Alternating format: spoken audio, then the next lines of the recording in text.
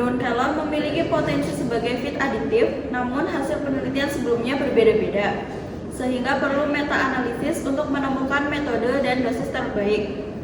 Yang kedua ada hipotesis dan tujuan.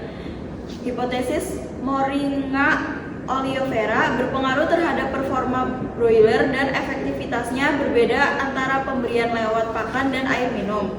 Tujuannya yaitu menilai efektivitas ekstrak kelor sebagai imbuhan pakan, membandingkan metode pemberian dan menentukan dosis optimal. Yang ketiga ada variabel yang diamati, yaitu yang pertama ada final weight, weight gain, average weight gain, dan yang kedua ada feed intake, daily feed intake, water intake. Lalu ketiga ada VCR, yang keempat ada dressed weight carcass yield. Mengapa rancangan tersebut dipilih? Apakah rancangan tersebut sesuai tujuan?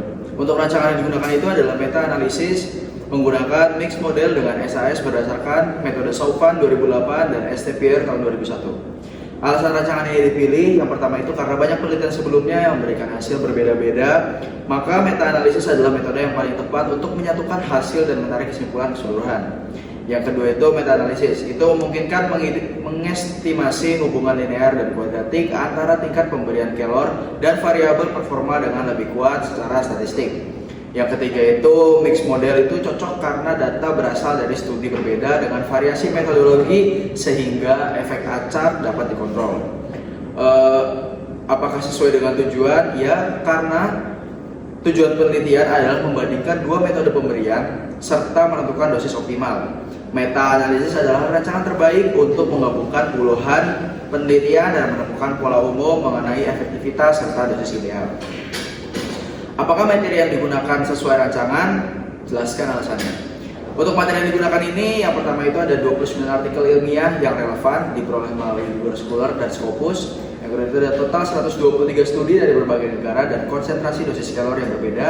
Lalu ada parameter performa dan karkas yang distandarisasi unitnya untuk analisis. Untuk sesuainya itu ya sesuai karena alasannya itu yang pertama meta-analisis memerlukan kumpulan data dari banyak penelitian dan peneliti sudah mengumpulkan artikel sesuai Prisma flowchart. Yang kedua itu semua penelitian yang digunakan memenuhi kriteria yang itu membahas Moringa oleifera pada broiler dengan variabel yang dapat dibandingkan. Lalu data telah dinormalisasi atau diubah ke unit yang sama sehingga cocok untuk analisis statistik meta-analisis. Bagaimana cara menguji hipotesis penelitian? Hasil hipotesis itu diuji melalui mixed model regression atau SAS, yaitu menganalisis efek linear dan kuadratik antara level pemberian kelor dan performa ayam. Lalu signifikansi diuji menggunakan p-value. Yang kedua itu ada model pemilihan AIC.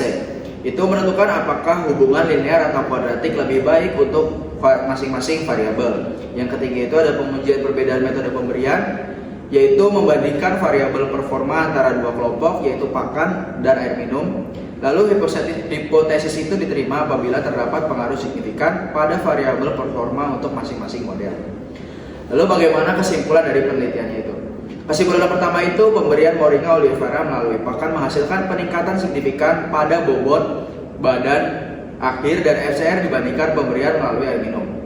Yang kedua itu tidak ada efek signifikan ketika diberikan melalui air minum. Yang ketiga itu dosis optimal pemberian Moringa oleifera pada pakan adalah 0,71% sampai 1,04%, sedangkan dalam air minum itu 0,23 sampai 0,47%. Yang keempat itu dosis terlalu tinggi yang menurunkan performa karena tanin dan saponin meningkatkan dan bersifat anti nutrisi sehingga menurunkan konsumsi pakan dan efisiensi. Alasan kesimpulannya itu pemberian melalui pakan memberikan dosis yang lebih stabil sedangkan air minum menyebabkan ketidakkonsistenan konsumsi.